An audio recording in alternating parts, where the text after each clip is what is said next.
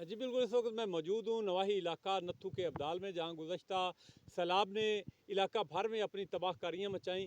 उसके बायस एक राजबा जो कि 3000 एकड़ रकबा को सराब करता था, वो तबाह बर्बाद हो गया। दरियाए सतलुज ने उसको अपनी लपेट में ले लिया, जिसके बायस इलाका मकीनों की फसलें जो यहाँ पर 3000 रकबा पर काश्त की जाती थीं, वो अब गुज़श्ता साल से मुतासर हो रही हैं। गंदम और धान की फसलें जो हैं वो नहीं काश्त हो सकी, जिसके बायस ज़मीन जो है वो बंजर हो रही है। हमारे साथ यहाँ पर कुछ इलाका मकीन मौजूद हैं, इनसे हम तफसीलात जानते हैं। जी बताइएगा। औज़ुबिल्लाहिमिनश्शैतानिर्रजीम बिस्मिल्लाहिर्रहमानिर्रहीम।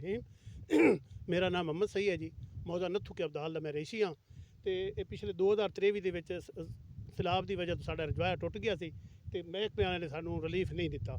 ਸਾਡੀ ਗੁਜ਼ਾਰਿਸ਼ ਹੈ ਕਿ ਸਾਡਾ 3-4000 ਰਕਬਾ ਜਿਹੜਾ ਹੈ 3-4000 ਏਕੜ ਉਹ ਬਰਬਾਦ ਹੋਇਆ ਪਿਆ ਤੇ ਸਾਡੀ ਗੁਜ਼ਾਰਿਸ਼ ਹੈ ਵਜ਼ੀਰ ਆਲਾ ਪੰਜਾਬ, ਉਸ ਤੋਂ ਇਲਾਵਾ ਗਵਰਨਰ ਸਾਹਿਬ, ਸਾਡੀ ਗੁਜ਼ਾਰਿਸ਼ ਹੈ ਵੀ ਮਿਹਰਬਾਨੀ ਕਰਕੇ ਸਾਡਾ ਇਸ ਰਜਵਾਇਆ ਬਣਾਇਆ ਜਾਵੇ ਤਾਂ ਕਿ ਅਸੀਂ ਆਪਦਾ ਰੋਜ਼ੀ ਦਾ ਸਿਲਸਿਲਾ ਸਿੱਧਾ ਕਰ ਸਕੀਏ।